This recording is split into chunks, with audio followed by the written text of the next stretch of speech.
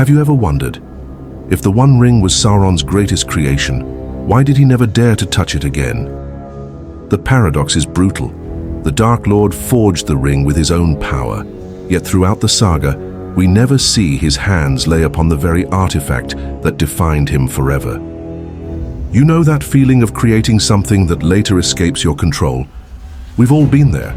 Projects we poured our passion into, relationships where we invested our very soul, decisions that carried pieces of ourselves. The difference is, when Sauron did it, the result changed the fate of entire worlds. And if you've stayed with me this far, it's because you feel that same curiosity too. The urge to uncover the mysteries behind great stories. If this theory is true, it reshapes how we read the entire fate of Middle-earth. Today we're going to separate book from film, uncover 4 hidden clues, and reveal the dark logic behind this silence.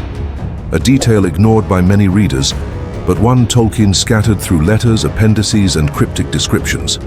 In Tolkien's texts, the One Ring is not just an object, it is the extension of Sauron's very essence. When the Dark Lord forged it in the fires of Orodruin, he poured into it not only power, but a literal fragment of his immortal soul. This creates an existential paradox unique in all of fantasy literature. Imagine having to confront a fractured version of yourself. To touch the ring after losing his physical form would be like looking into a mirror and seeing only half your reflection. Broken, weakened, desperately vulnerable. For a being defined by absolute dominion, that fragility would be unbearable. In Peter Jackson's films, the ring is shown as an irresistible temptation for men, hobbits, even Gandalf. But Sauron never appears physically before it. That's not a cinematic oversight. It's a dramatic reinforcement of the idea that without a full body, he simply could not take it back with his own hands. Notice how the scenes are built. We always see the Eye of Sauron at a distance, emanating power, but never a physical form directly interacting with the ring. This visual choice reveals a fundamental limitation that many viewers don't consciously register, but feel within the story. The ring amplifies whoever bears it, but it also consumes. A hobbit is corroded slowly over decades. A man can be transformed into a wraith. But a Maya like Sauron, touching it without a restored body, might literally be torn apart by the very power he had bound within elvish gold. The ring requires 3 elements to function: a physical body, a dominant will, and complete control. Without the first, the other 2 become dangerously unstable. It's like trying to channel a raging river through a cracked dam. The force of the water destroys the very structure meant to contain it. In rarely cited letters, Tolkien suggests that Sauron developed an instinctive aversion to direct contact with the ring after his first defeat. He didn't choose those words lightly. Instinctive implies something beyond reason, a visceral reaction of self-preservation that transcends logic. This adds a fascinating psychological layer to his character.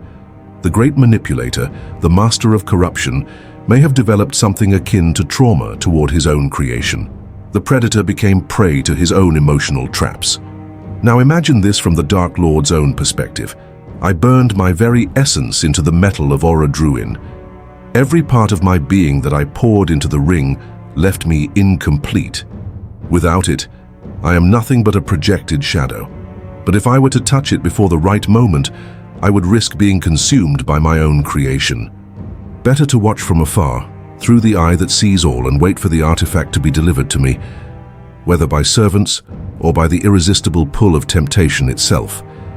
That was my fatal mistake, underestimating that someone could resist absolute power and choose destruction over domination. The irony is devastating. The most powerful being in Middle-earth became a prisoner of his own genius. Each day without the ring weakened him, but drawing too near without the right conditions could annihilate him completely. A paradox Tolkien wove with masterful subtlety. Some argue a different view, that Sauron never needed to touch the ring, that mere possession was enough to dominate Middle-earth. This perspective does have textual weight, especially when we consider how the Nazgul operated under his influence without direct contact with the artifact. But this theory collides with Tolkien's core logic. The One Ring does not act as an independent force. It requires a conscious bearer, an active will to channel its destructive power. Metal alone can corrupt, but it cannot rule kingdoms without a mind behind it. The strongest evidence against this theory lies in Sauron's desperate urgency to recover it. If he could truly wield the ring from a distance, why mobilize entire armies? Why the panic when Frodo puts it on at Amon Hen? The answer is clear. He needed physical contact to restore his full power. And here, the emotional turn transcends fantasy. Tolkien isn't only writing about magic, he's writing about the profound relationship between power and personal identity. The ring is dangerous because it isn't just an object, it's a living extension of its maker, pulsing with memory, ambition, and fear. The same is true for us on a human scale. What we forge with our choices inevitably comes back to define us. Professional projects, relationships, even words spoken in anger, all of them become extensions of our essence. They can strengthen us or destroy us. Sauron embodies the extreme of this truth. He invested so much of himself into a single creation that he became dependent on it to exist fully. How many times do we do smaller versions of the same thing? How often do we define ourselves by what we build, rather than who we truly are? Evil, in Tolkien's vision, fails consistently through overconfidence. Sauron believed he could reclaim the ring with sheer will from afar, but he underestimated the courage of the small and overlooked. He understood temptation, corruption, the lust for power, but he did not understand sacrifice. And that is perhaps the deepest lesson of the story.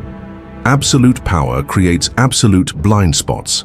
Those who are used to controlling everything lose the ability to comprehend those who willingly give everything up. Frodo and Sam were not stronger than Sauron, they were fundamentally different. And yes, deep down, even Legolas likely understood Sauron's limitation. Elves have always been more attuned to the nuances of magical power, and after 1,000 years of watching patterns unfold, they surely perceived truths that escaped men, and even wizards. The truth about Sauron and the One Ring goes far beyond magic. It's a study of the consequences of investing our entire identity into a single source of power. He didn't avoid touching the ring only because of physical limitations, but because of a deeper existential fear, the fear of discovering that his creation had grown beyond him. When we create something with our very essence, we take the risk that the creation will end up defining us more than we define it. Sauron lived this paradox on an epic scale, but all of us face smaller versions of the same thing. Careers that consume us, relationships that trap us, ambitions that make us less human. Tolkien's genius was turning this universal experience into a fantastic narrative that still resonates across decades. The One Ring isn't just about magical power, it's about the price we pay when we put our entire identity into one place. So which evidence convinced you most? The existential risk of being consumed, the physical limitation of having no complete body, the mechanics of power requiring an active bearer, or the psychological trauma after his first defeat? Share your theory in the comments. I love discovering new perspectives on Tolkien's mysteries, and light the beacons of Gondor with a like and a subscription, because some stories deserve to be carried to the very ends of Middle-earth.